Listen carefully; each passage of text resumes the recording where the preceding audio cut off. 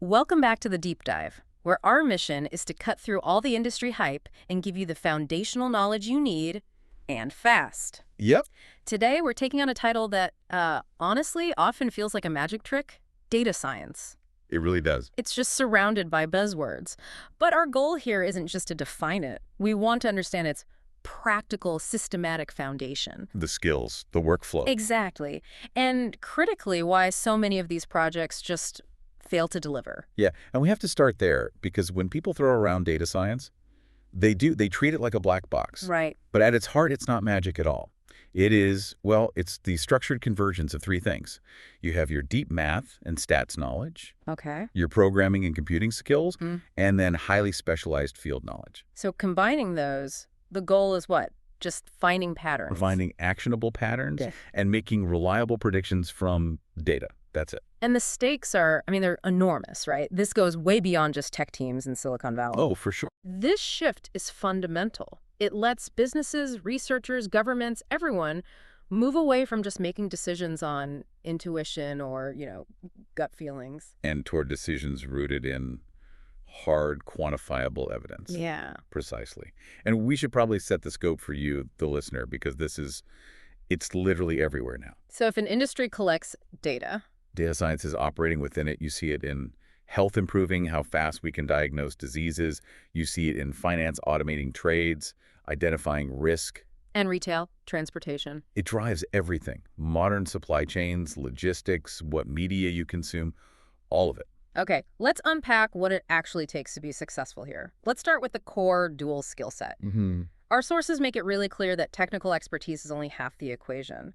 But let's start with that hard foundation, the coding and the calculation. Right. So the foundational tool of the trade is programming.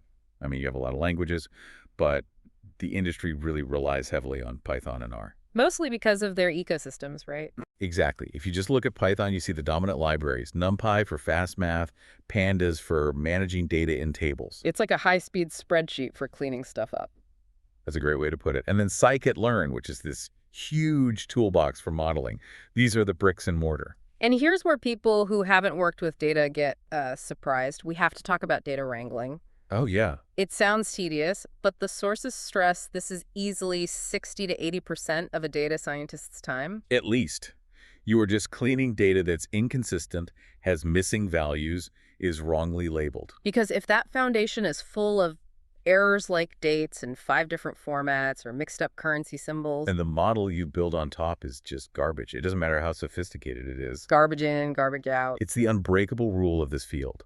And hand in hand with that is a deep grounding in statistics. You have to understand concepts like sampling, distributions, hypothesis testing, probability. This is what keeps you from mistaking coincidence for, causation. And finally, to round out the tech skills, we have machine learning itself. Right. The application of the algorithms that actually do the work. Classifying, predicting, finding anomalies. Okay, so that covers the tools and the math. But here's where it gets, I think, really interesting for anyone aspiring to do this work. The skills you can't automate. Yes. The analytical thinking. The business side of it. This is everything. I think we sometimes forget the machine doesn't know why it's working.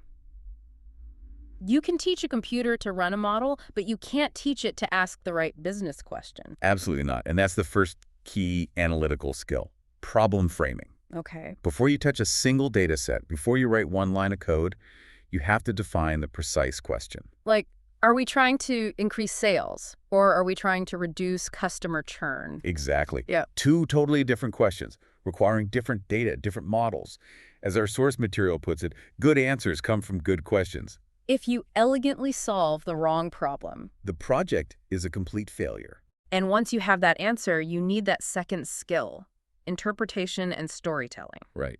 It's not enough to produce a chart showing a 4% correlation. You have to explain what that actually means to the marketing department or the finance team, and then And then connect that data to an actionable recommendation. You have to Yeah. build that bridge from the math to a business action. which is often done with visualization. For sure. Tools like Matplotlib for quick checks or Tableau and Power BI for those polished executive dashboards, they're essential. They turn a complex matrix of numbers into a clear picture that someone can actually make a decision on. Okay, so let's shift from the skills to the process. Data science isn't just a grab bag of tasks. It's a systematic workflow. A highly systematic one. The sources lay out 6 essential steps. Where do you start? The process demands discipline. So steps 1 and 2 are foundational. Step 1 is define getting that problem framing right. Which we just covered. Exactly. Step 2 is collect. Gathering the input from logs, sensors, APIs, whatever. And this means handling both structured data. The neat rows and columns in a spreadsheet. Right. And unstructured data. The massive stream of words, images, sound, video, all that messy stuff. And the heavy lifting comes next at step 3, prep and clean. We talked about cleaning, but let's get into 2 key techniques here. First, how do you handle missing values? It can be simple. You just drop the row. Or it can be incredibly complex. Maybe you use a second model just to predict what the missing value should have been. But the real creativity here is in something called feature engineering. Tell us what that is in practical terms, because it sounds a little intimidating. It's the art of turning raw data into variables that help the model perform better. Okay, give me an example. Let's say you have a timestamp for when a customer bought something. The raw timestamp doesn't tell the model much on its own. Right. It's just a string of numbers. But a good feature engineer will extract meaningful new variables from it.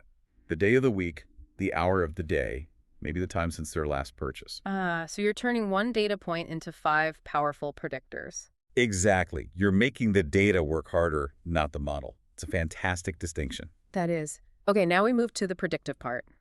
Step 4, model selection and training. And step 5, evaluation. How do you pick the right model? It depends entirely on your goal. We usually break it into 3 types if you're trying to guess which group something belongs to. Like spam or not spam? Or a tumor being malignant or benign? Right, that's a classification problem. If you're predicting a continuous number, like the future temperature or the price of a stock. That's regression. That's regression. And the third type is grouping or clustering.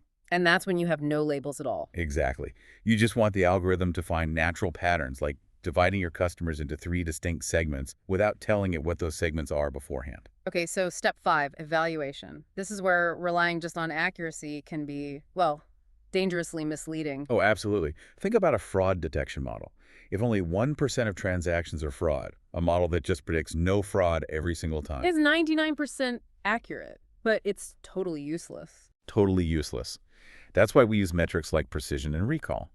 Precision measures how many of the things the model flagged as fraud actually were fraud. So it minimizes false alarms. What about recall? Recall measures how many real fraud cases you missed.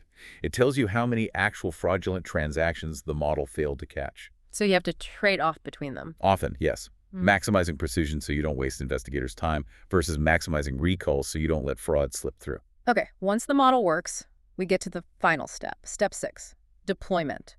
This is when the data science leaves the lab and starts running in the real world. Deployment means turning that model into a functional service, usually through an API that other apps can call. But here's the crucial management point. It requires continuous monitoring. Why? Because the real world changes. Exactly, which leads to the infamous term model drift. Right. Drift is when the relationship the model learned just breaks down because the live data coming in has changed. Imagine a credit risk model trained entirely on pre-pandemic data. Once the economy shifts, its predictions will get worse and worse. They'll drift. It becomes unreliable until you retrain it on new, relevant data. You have to budget for that maintenance. And that whole system is powered by machine learning. So let's dive a bit deeper into that engine. It's the cornerstone, really. We categorize it by how it learns. We've touched on supervised learning. That's learning from labeled examples, like having a teacher. Right. You give a scam filter, 100,000 emails already labeled spam or not spam. The use cases are clear. Fraud detection, medical diagnosis. Anywhere you have a clear, historic answer to learn from. Then you have unsupervised learning. Here, the model operates without labels, like an archaeologist sorting artifacts. It just looks for innate structure. So it doesn't know what the groups are, but it can identify them. Precisely. Useful for grouping similar products or segmenting website users based on their click behavior. And finally, the tech that's really defined the last decade, deep learning. Deep learning uses these highly complex neural networks. They have multiple layers that let them process unstructured data way better than traditional models. So this is for the really complex tasks. Yeah, Things where the pattern's too nuanced for a simple model like analyzing speech, understanding text, or recognizing objects in an image. Okay, now that we've broken down the system and the science, let's make this concrete. 3 real-world applications. Let's do it. Start with finance. Banks use supervised models for automated risk assessment, deciding on a loan in seconds. And they use unsupervised learning to spot weird transaction patterns, right? Yeah. Money laundering or fraud. Yep. Then you've got retail. Mm. Every time you visit Amazon or Netflix, you're interacting with these huge recommendation engines. Analyzing my behavior and millions of others to suggest what I should buy or watch next. They're optimizing inventory and marketing in real time. And, of course, transportation. Ride-sharing apps. A masterclass in data science. They use regression to predict demand, dynamic pricing to balance supply, and graph theory to optimize routes. So, data science is undeniably a massive success. But a lot of reports show that technical ability often fails to translate into project success. It happens all the time. Which brings us to a critical theme. Why technical skill alone isn't enough. The idea that management is now half the work. This is the messy reality. Your mastery of Python is useless if the project is mismanaged. So let's look at those 6 common reasons why data science projects don't work. Right. And not just as a list, but as real points of failure. We've already hit the first 2. Fixing the wrong issue, that's a problem framing failure, and bad data quality. What about the human element, the stakeholders? That's a huge one. Stakeholders often don't truly know what they want. They know they have a problem, but they can't articulate a measurable goal. Which leads to scope creep. The target is always moving. So the project never really finished or successful. That pairs with the problem of overly complex models. Complexity sounds impressive, but it can be a liability, can't it? Oh, absolutely. Complex deep learning models are opaque, hard to interpret, and almost impossible to troubleshoot in the field. So when a stakeholder asks, why did the model reject this client? And you can't answer. Trust just dissolves. And the last 2 points are about the end game. No real evaluation plan, and crucially, no production or maintenance plan, which leads straight back to model drift. These management failures are why simple victories can be so powerful. Let's talk about that case study, the logistics company trying to reduce late packages. Right. A lot of tech teams would immediately jump to complex forecasting or deep learning. But this team chose simple analysis. They just aggregated delayed data by shift, by route, by time of day. They weren't building a predictive algorithm. They were building a dashboard that just showed where the operational gaps already were. And what did it reveal? It wasn't an algorithm problem, it was an operational one. Yeah, delays were spiking during the handoff between the 2 p.m. and 10 p.m. shifts, and on specific routes during rush hour. So by making simple operational fixes, like a new checklist for shift managers, they reduced delays by 18%. That case study is just. It's a profound illustration. Complexity is not always the answer. Sometimes simple, reliable metrics that solve the right problem are the most successful path. Which reinforces the key solutions for better data science management. Ruthlessly prioritize understanding the business problem before you write any code. And treat data quality not as a one-off task, but as a product that needs continuous maintenance. Build models that are simple enough to survive reality. And implement group model reviews, monitor for drift, and make it safe to fail fast. That's huge, creating a culture where it's okay to iterate.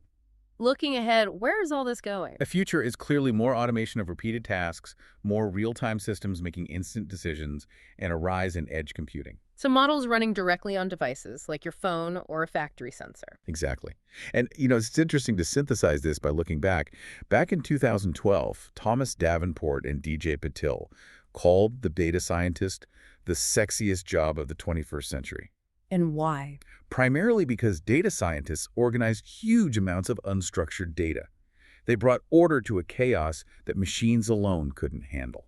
And that ability to handle unstructured chaos video feeds, customer reviews, is only getting more critical. For sure. But as we rely more on these systems, we have to maintain a sense of human responsibility.